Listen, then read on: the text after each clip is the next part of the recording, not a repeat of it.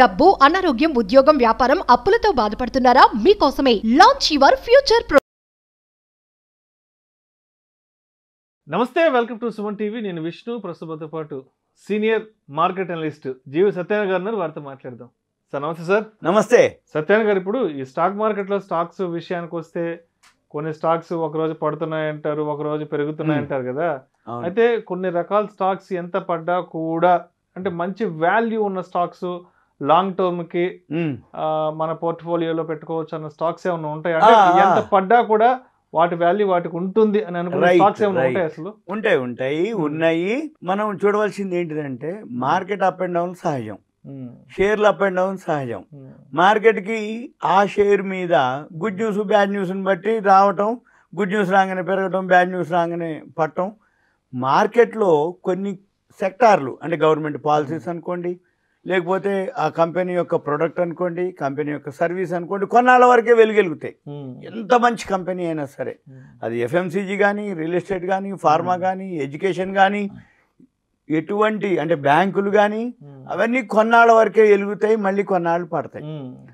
పెరిగినప్పుడు దానంతా మంచిది లేదంటారు, పడ్డాడితే అనవసరంగా దానికి జోలికి పోద్దు అంటారు. అలా కాకుండా ఎవర్ గ్రీను ఎక్స్చేంజ్లో ఇప్పుడు ప్రజెంట్ సుమారుగా 5,000 పైన రోజు ట్రేడ్ అవుతున్నాయి. 5,000 ట్రేడ్ అవని, 500 ట్రేడ్ అవని, 50,000 ట్రేడ్ కావని, కొత్త కొత్త కంపెనీలు రోజు ఐపీఓలు వస్తున్నాయి. ఇవన్నీ లిస్ట్ అవుతున్నాయి. పాత ఏవైతే బాగలేని ఉన్నాయో అవన్నీ సస్పెండ్లు అయిపోతూనే ఉన్నాయి. అయినా కానీ ఎవర్ గ్రీన్ ఎవర్ గ్రోత్ ఉన్నటువంటి కొన్ని ఉంటాయి, కొన్ని కంపెనీలు ఉంటాయి, కొన్ని పేర్లు ఉంటాయి. అవి మీకు చెప్తాను. పెన్ను నోట్బుక్ దగ్గర పెట్టుకోండి, చెక్ చేసుకోవచ్చు, చూడొచ్చు, అబ్జర్వ్ చేయొచ్చు. ఫస్ట్ డిమ్యాట్ అకౌంట్లు ఉంటాయి. సిడిఎస్ఎల్, ఎన్ఎస్డిఎల్ అని మనకి 2 డిమ్యాట్ అకౌంట్ ఆర్గనైజేషన్లు ఉన్నాయి. Central depository services limited, national depository services limited. ఈ 2 డిమ్యాట్ అకౌంట్ ఆర్గనైజేషన్లు. ఈ 2 సిడిఎస్ఎల్, ఎన్ఎస్డిఎల్ ఏవైతే డిమ్యాట్ అకౌంట్ ఆర్గనైజేషన్లు ఉన్నాయో, దేశం ఉన్నంత వరకు స్టాక్ ఎక్స్చేంజ్లు ఉండాలి, స్టాక్ ఎక్స్చేంజ్లు ఉన్నంత వరకు డిమ్యాట్ అకౌంట్లు ఉండాలి. డిమ్యాట్ అకౌంట్లు ఉన్నాయి అని అంటే మనం ఉన్నా లేకున్నా కానీ ఆ రెండు ఏవైతే సిడిఎస్ఎల్, ఎన్ఎస్డిఎల్ ఆర్గనైజేషన్స్ ఉన్నాయో అవి పనిచేయాలి. మరి ఎక్స్చేంజ్తో పాటు మనం ఒక డిమ్యాట్ అకౌంట్ ఓపెన్ చేసినామంటే ఈ సర్వీస్ అనమాట మనం డిమ్యాట్ అకౌంట్ ఆర్గనైజేషన్లు సిడిఎస్ఎల్, ఎన్ఎస్డిఎల్. అయితే రెండిట్లో కలిపితే సుమారుగా 14 లక్షల కోట్ల డిమ్యాట్ అకౌంట్లు ఉన్నాయి ఇప్పుడు. సిడిఎస్ఎల్ హైయెస్ట్, అయితే ఎన్ఎస్డిఎల్లో కూడా ఉన్నాయి. అయితే ఈ 2 కలిపి 14 లక్షల కోట్లు ఏవైతే ఉన్నాయో, ఈ సిడిఎస్ఎల్ ఐపీఓకి వచ్చింది. సిడిఎస్ఎల్ ఐపీఓ ట్రేడ్ అవుతుంది, అదే పబ్లిక్ ఇష్యూ షేరు. ఎన్ఎస్డిఎల్ ఇంకా రాలేదు, ఐపీఓకి రాలేదు. కాబట్టి సిడిఎస్ఎల్ తగ్గితే అంటే డిమ్యాట్ అకౌంట్లు ఏవైతే ఉన్నాయో, సిడిఎస్ఎల్ సర్వీస్ చేస్తుంది డిమ్యాట్ అకౌంట్ ఆర్గనైజేషన్.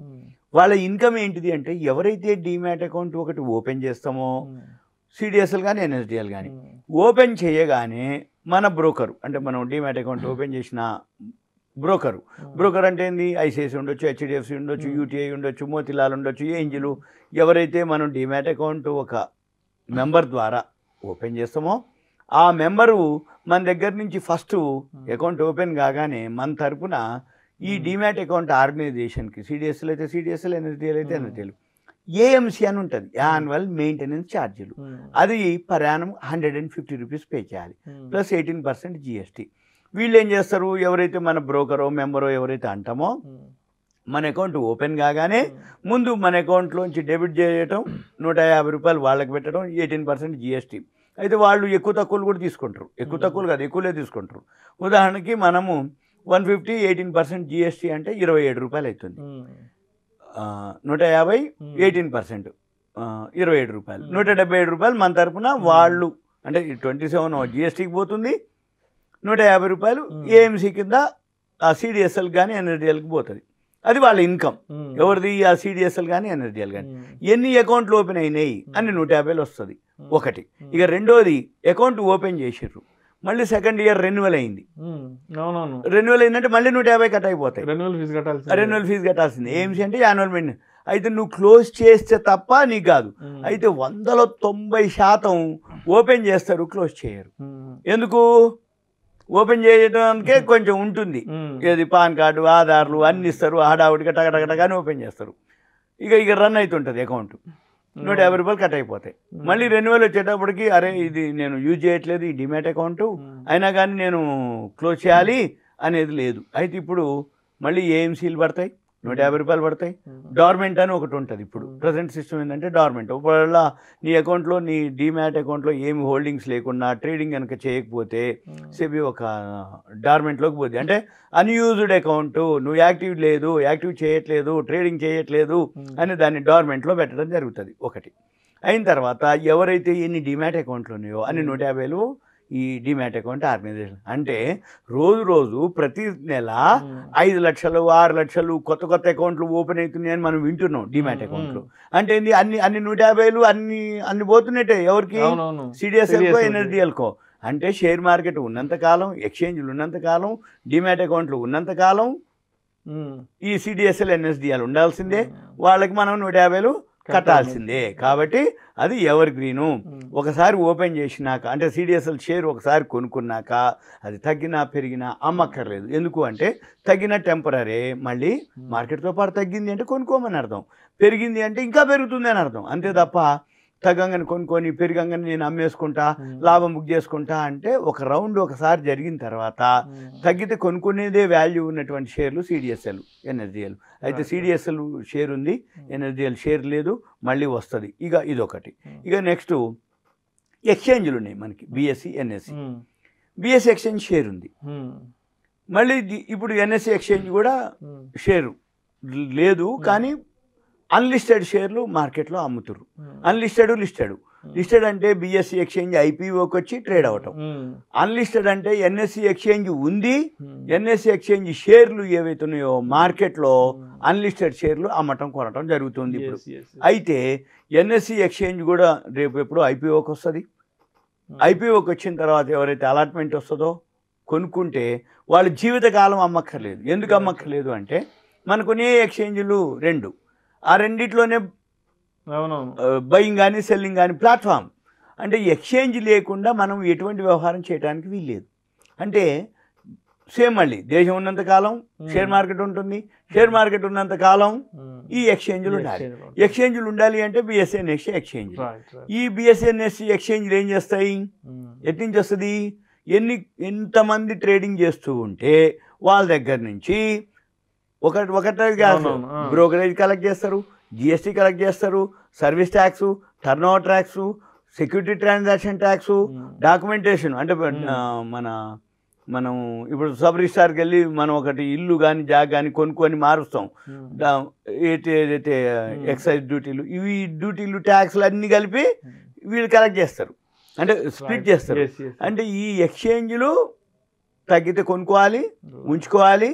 మనకి కాదు ఇవి, మన తరాలైనా కానీ అవి ఉంచుకునే షేర్లే.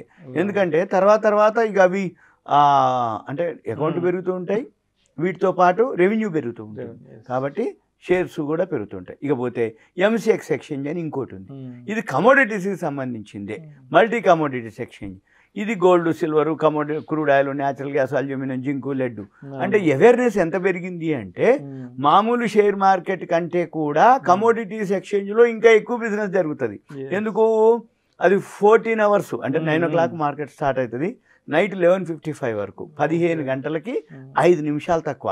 మన ఎన్ఎస్సి బిఎస్సి వచ్చి 6 గంటల మార్కెట్లు అయితే ఎంసీఎక్స్ వచ్చి 15 గంటలకు 5 నిమిషాలు తక్కువ. ఆ షేర్ కూడా తగ్గితే కొనుక్కునే షేరు ఏది, ఎంసీఎక్స్ ఎక్స్చేంజ్. ఇక వీటితో పాటు ఐఈఎక్స్ ఎక్స్చేంజ్ ఉంది, ఇది ఎనర్జీకి సపరేట్గా ఉన్నటువంటిది, అది కూడా మంచిగా కొనుక్కోవచ్చు తగ్గితే. ఇక వీటితో పాటు ఇంకొకటి లాస్ట్ ఉంది, క్యామ్స్. ఈ క్యామ్స్ ఏంటంటే మ్యూచువల్ ఫండ్ సర్వీస్ చేస్తుంది అది.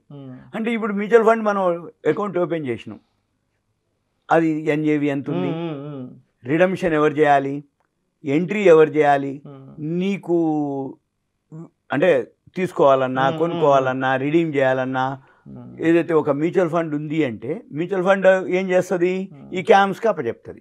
ఇక క్యామ్స్ పని ఏంది, మ్యూచువల్ ఫండ్ ఎవరెవరైతే ఇన్వెస్టర్లు ఉన్నారో వాళ్ళు రిడీమ్ కావాలన్నా వాళ్ళ స్టేట్మెంట్లు కావాలన్నా అవన్నీ క్యామ్స్ సర్వీస్ చేస్తారు. అంటే వీటన్నిటి మళ్ళీ లింకే, దేశం ఉన్నంతకాలం ఎక్స్చేంజ్లు ఉండాలి, ఎక్స్చేంజ్లు ఉన్నంతకాలం మ్యూచువల్ ఫండ్స్ ఉంటాయి, మ్యూచువల్ ఫండ్స్ లేనిది లేవు, ఇద్దరే, ఫారిన్ ఇన్స్టిట్యూషన్లు, మ్యూచువల్ ఫండ్స్, ఇన్వెస్టర్లు.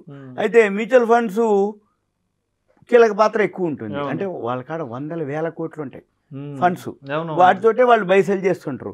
మరి ఇన్వెస్టర్లు అందరూ ఏంది మ్యూచువల్ ఫండ్లో అకౌంట్లు ఓపెన్ చేస్తారు.